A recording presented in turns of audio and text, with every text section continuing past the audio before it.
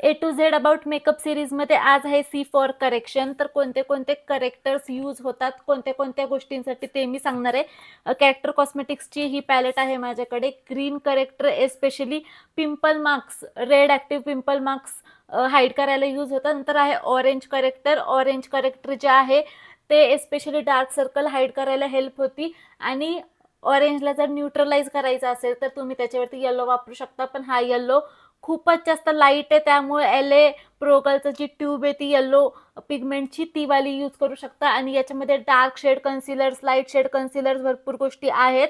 Purple concealer तुम्ही हळदीचे marks hide करायला यूज करू शकता. नवरी जेव्हा हळद लावून येते तेव्हा मेकअप परत जर दुसरा लुक असेल तर हार्ड जातं, तर मग त्यावेळी तुम्ही पर्पल करेक्शन करू शकता. आणि डार्क सर्कल एक्स्ट्रीम असतील तर पहिले त्या डार्क सर्कलच्या ह्यापैकी कलरचं लावायचं तिथं कन्सिलर, आणि मग त्यांच्या स्किन टोनच्या कलरचं लावायचं आणि मग फाउंडेशन अप्लाय करायचं.